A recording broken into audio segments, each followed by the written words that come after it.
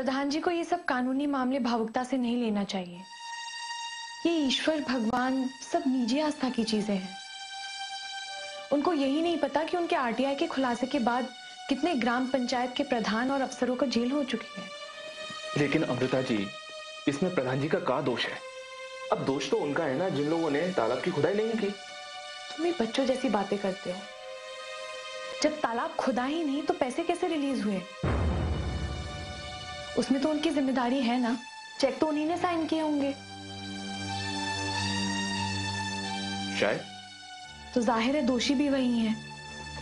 अब ये बताइए कि हमको करना क्या होगा? हमें केस करना पड़ेगा। हमें एक अच्छा वकील लेना पड़ेगा।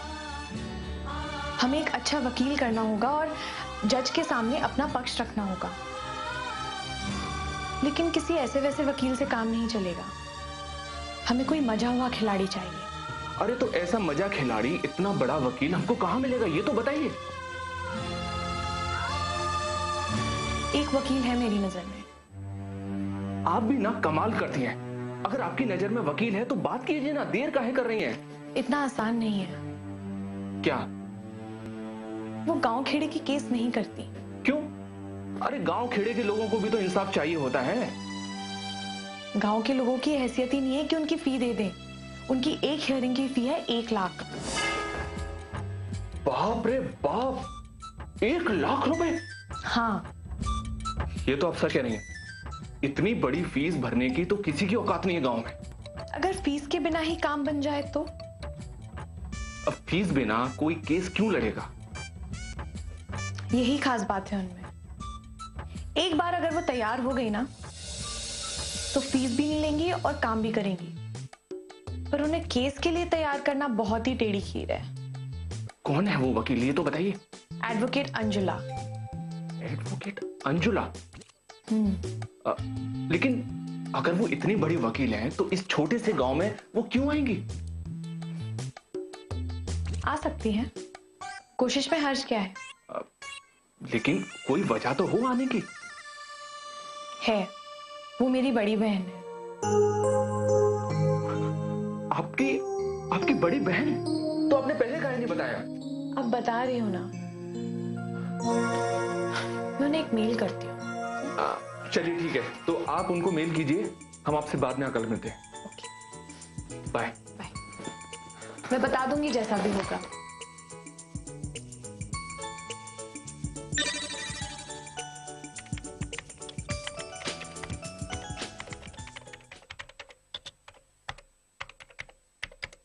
माय डियर अंजुला, तुम्हें ताज्जुब हो रहा होगा कि फोन करने की बजाय तुमको मेल क्यों लिख रही हूँ। कुछ बातें ऐसी होती हैं जो बोलकर नहीं की जा सकती, लेकिन लिखे हुए शब्द उस भाव को इजीली एक्सप्रेस कर देते हैं। पापा ने हम बहनों को बचपन से यही शिक्षा दी है कि पब्लिक सेवा में अगर जाओ तो सेवा है। लेकिन पापा ने हमें शुरू से यही बताया है कि इंसान की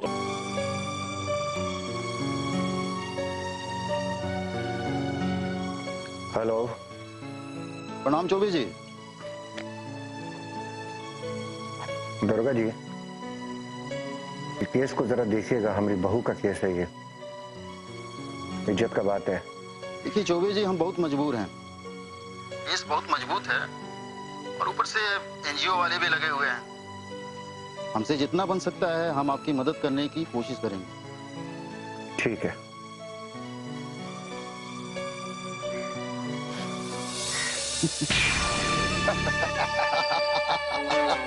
अरे बाबूजी भी खूब नाटक करते हैं। देखो ना, अम्मा और हमारी बीवी को दिखाने के लिए फोन लगाए हैं, जैसे कितनी चिंता है उनको अपनी बहू की। जबकि उन्होंने ही कहा था कि पुलिस का खौफ उसे प्रधानी के घमंड से नीचे उतारेगा और अगली बार कोई भी काम करने से पहले 4 बार सोचेगी। खुद ही उन्होंने कहा था। दरोगा जी, कठिनाई से, सख्ती से काम लीजिएगा।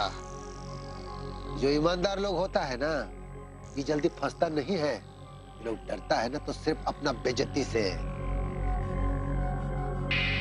यही मौका है और खुशी भी है। चौबे जी का आशीर्वाद हमको प्राप्त है। हमें भी बड़े चौबे जी का आशीर्वाद प्राप्त होना चाहिए। अरे क्या मतलब है तुम्हारा?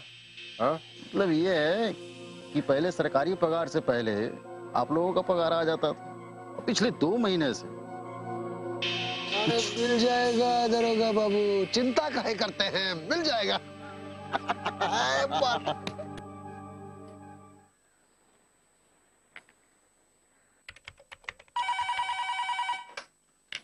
हेलो। हेलो डॉक्टरनी मैडम, हम पूर्वा बोल रहे हैं। हाँ पूर्वा जी, बोलिए। आपने अपनी दीदी से बात कर ली क्या?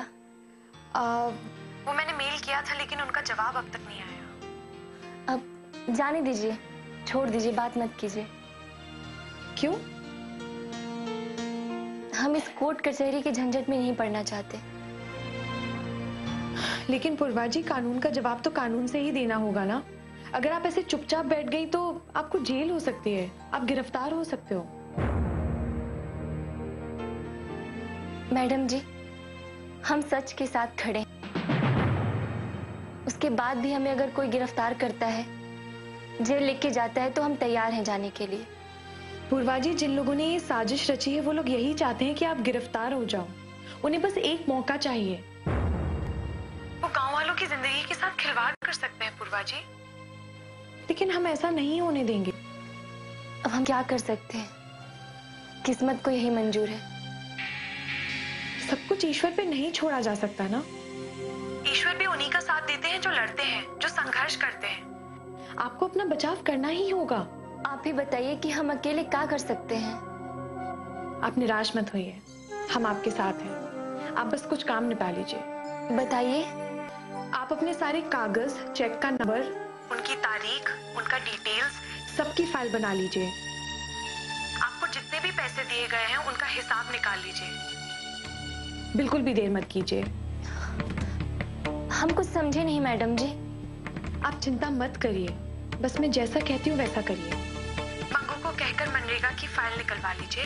और अभिषेक भी उस एनजीओ वाले से संपर्क में है, मैं उससे बात कर लेती हूँ। जी ठीक है।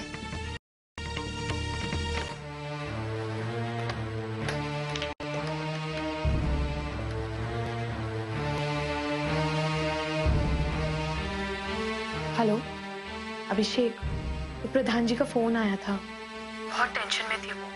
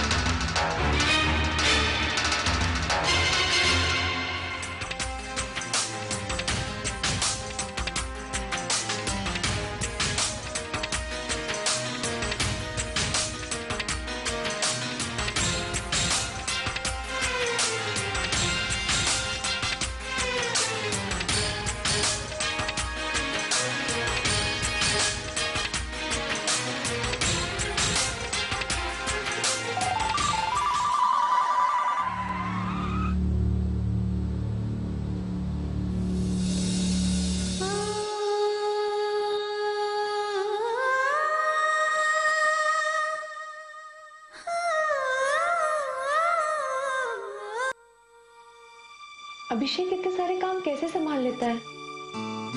रेडियो पे खबर भी सुनाता है, रोजी रोटी के लिए दुकान भी चलाता है, और फिर जब वक्त आता है तो गांव वालों के हक के लिए भी लड़ता है। एक इंसान इतने सारे काम।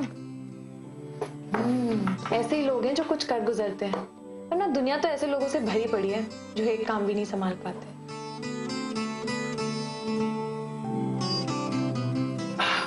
Hello doctor Rohan. आदाब, गोड़ लगता नहीं, हाथ मिलाइए। नमस्ते अमृता जी। अरे भैया, कल आप कहाँ चले गए थे? हम अस्पताल आए थे, आप नहीं मिले तो हम वापस चले गए। खैर, चिंता की कोनो बात नहीं है, हम ले आए हैं आपके लिए। ये लीजिए, एक बोतल और ये दूसरी बोतल, पीजिए पानी। कितना हुआ? अरे वही पुराना रेट, 30 रुपया मात्र।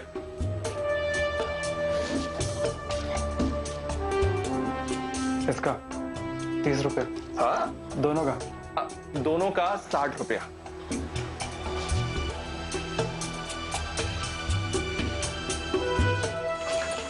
अरे भैया, ये क्या कर रहे हैं आप? अमृता जी, समझाइए ना इनको। भैया, ये क्या कर रहे हैं आप? अपने पैसे बर्बाद हो रहे हैं। Shut up.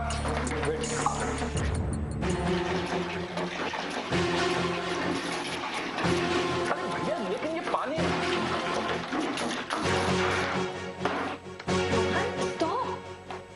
Stop it. अरे भैया, ये क्या कर रहे हैं? कहाँ पागलपन है?